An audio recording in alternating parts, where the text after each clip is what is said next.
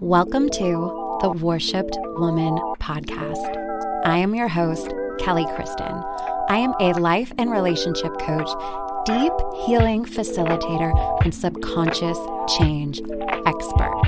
On this podcast, we will dive deep into personal growth, transformation, and relationships, releasing patterns of toxicity, codependency, and people-pleasing as we explore what it means to be the worshipped woman. If you are ready to heal, embody your worth, and raise your standards in life and love, you are in the right place. I am so happy to have you here. Now, let's get started. Hello, sisters. Welcome back to the Worshipped Woman podcast. Kelly Kristen here, and I am very excited to speak with you today. I am feeling, a little like saucy, a little sassy, and maybe some things are going to come through, but I just felt like I needed to share a message with you that is on my heart and on my soul today. Because, I talk a lot about healing and understanding yourself. And I do this because I believe that understanding ourselves is really the key to self-acceptance. Self-acceptance is the thing that helps us to have self-compassion. When we have compassion for ourselves, and we can open ourselves up to self-love. And then, of course, the next step above and beyond self-love is really self-worship. So it's important that we get to a level of understanding ourselves, right? Because if you just try to bypass everything and just get to a place of, I love myself, and you say a bunch of affirmations about how great you are, but you actually think that you're kind of crazy, you don't understand your behaviors, you have a lot of shame around who you've been, well, we're not really going to get very far, are we? Doesn't make a whole lot of sense to do that, which is why I'm so, just big on getting to that place of understanding yourself. It's really, really important when you are trying to change things and move forward in a new way in your life. And I also really want to be clear that in order to change your life, it's not just about understanding. It's about understanding so you can accept, have compassion, love yourself. And all of that stuff is the key to choosing to live your life in a new way.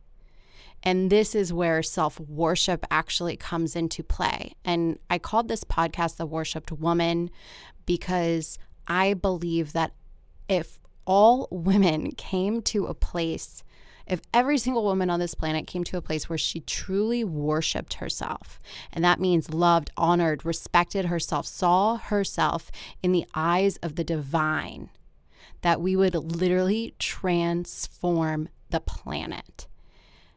And I really want you to understand how powerful that is. Because you don't get to self-worship if you stay in the place of, oh, I understand, what I've been doing. I understand my behaviors, and I understand that, and not do anything to change it. And it doesn't matter the amount of subconscious change work that you do. It doesn't matter the amount of affirmations that you say. It doesn't matter the amount of times you go to church or the amount of spiritual healers you see. None of that matters if you are not making new conscious choices in your life. And this is the part that's the work. Now, of course, subconscious change makes it easier to make new choices, but what subconscious change does is it gives us new possibility. And this is what makes it so special, because in our mind, if we've been thinking and believing one way for a very long time, like your whole life, right? Like, let's say you have the belief of, I am not lovable, and you've been thinking that way your entire life.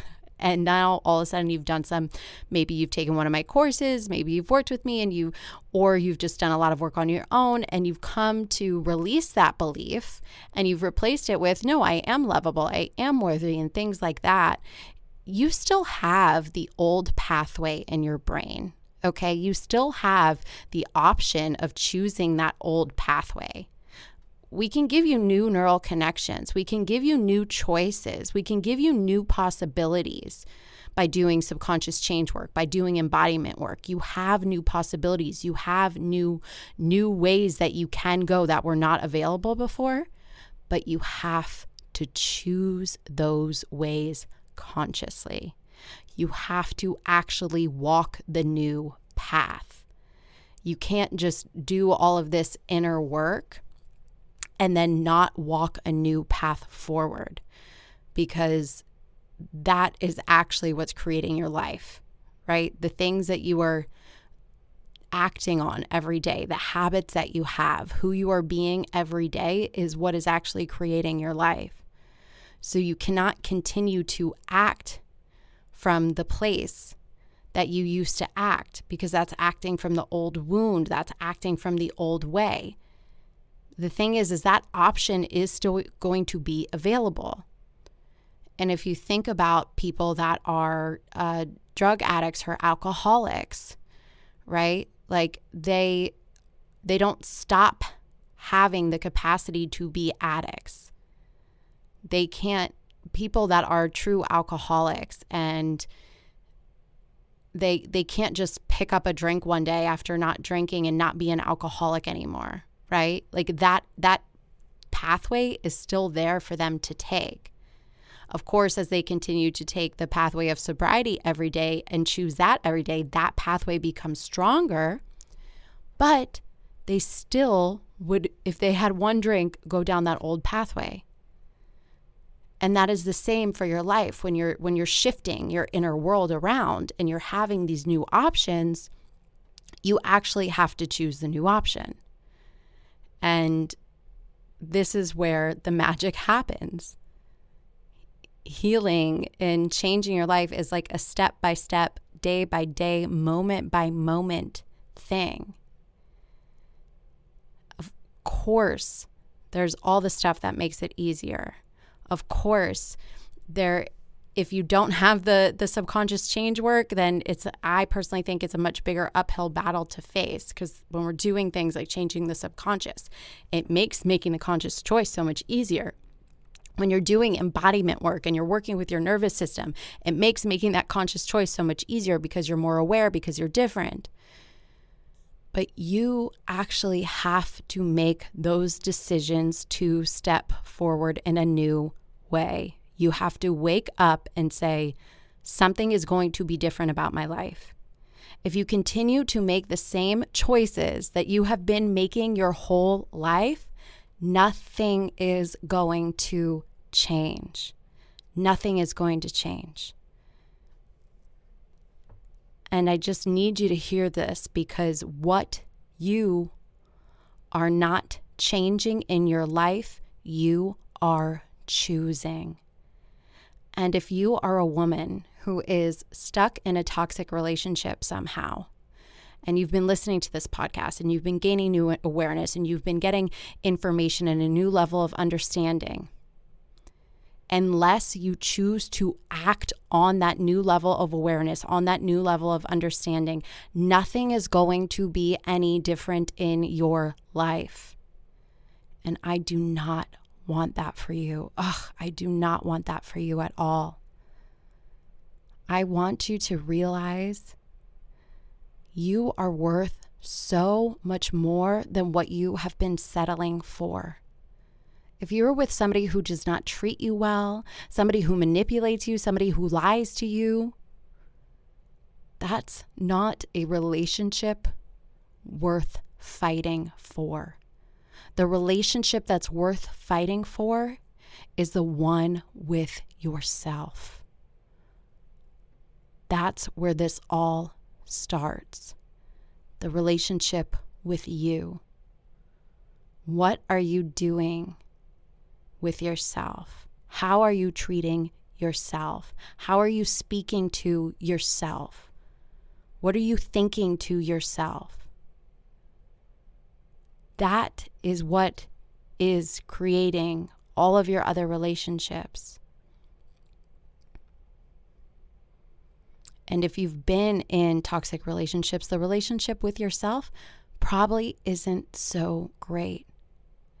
And the problem is that when you don't have a great relationship with yourself and you don't speak well to yourself and you don't put yourself into a high category and you don't have a lot of self-care or a lot of self-worth, what happens is that anybody can come along and treat you a little bit better than you've been treating you. And that feels good. That feels like, oh yeah, I like how I feel better when I'm with this person than I do when I'm alone, because you don't treat yourself well. And that is like anti the worshipped woman, right? And I want you to think about, how can I incorporate? What would it mean to be the worshipped woman? What would that actually mean for me? What would it mean to worship myself? What would it mean to see myself as a goddess? What would it mean to honor, respect, and care for myself so much that I worshiped myself? And I don't mean worship as in like you are better than everybody else and you're the greatest thing. That's not real worship. That's like a distorted sort of like celebrity culture kind of thing that we have going on where people like worship somebody. Okay. It's about respecting, honoring, and seeing yourself as somebody worthy of the treatment of a goddess, worthy of that respect, worthy of that honor. But really think about that for a second. How would your life and your reality, the things that you experience, change if you were somebody who respected, honored, and loved themselves and put yourself first? How would your life change? But you cannot change your life when you are making the same old decisions that you've made day in and day out, and waking up and feeling exactly the same way and doing the same things that you've always done. That is never, ever, ever going to lead anywhere but the same. And there is a difference between the women that leave toxic relationships, and I know this because I've done it and I've coached, I don't even know how many women at this point. It's not that you leave because it's easy. You leave because you decide, something in you says, I will not tolerate this anymore. I will not take it anymore. You make a decision, and in that moment, you can change your life. Of course, there's things to do after it. Of course, there's all this other stuff. But if you're in a relationship and you are complaining and you are not being treated well and you are in a space of, back and forth, and there's the good times, but the bad times are so bad, and you're living in this space, you are choosing to remain in victim consciousness. Now, there's a difference between being a victim and victim consciousness. You actually might be a victim, okay? And if you are somebody who is like being abused and you're physically threatened, and I am not speaking to you right now, okay? Because there's a lot of layers to that, and leaving that might be a very bad thing, okay? So I'm not speaking to you right now. But there's a difference between being a victim and living in victim consciousness. I have been a victim of domestic violence, and you may have been a victim of some form of abuse.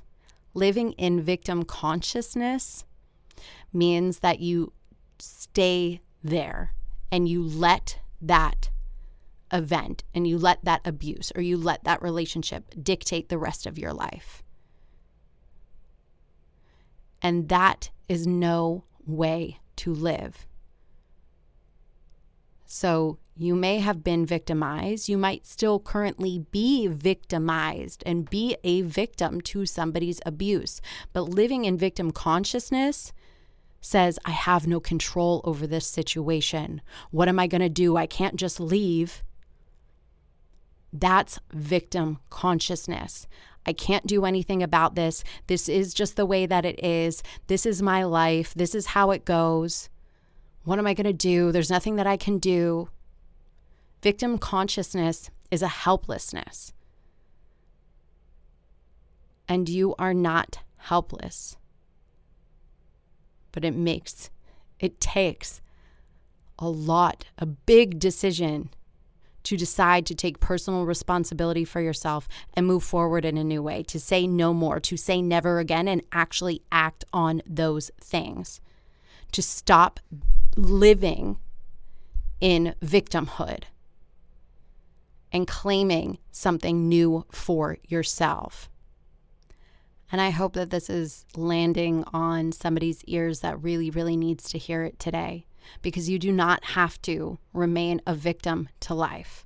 You do not have to remain in a place where you feel helpless, where you feel hopeless, where you feel like I don't have any other choice but this. You always have a choice, even when you can't see it, even if you don't like the other choices, even if it feels hard or scary, there is always another choice.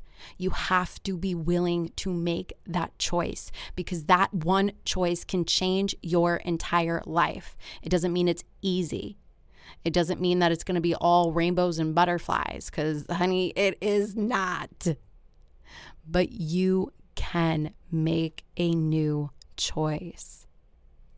Life is short, and it's also long.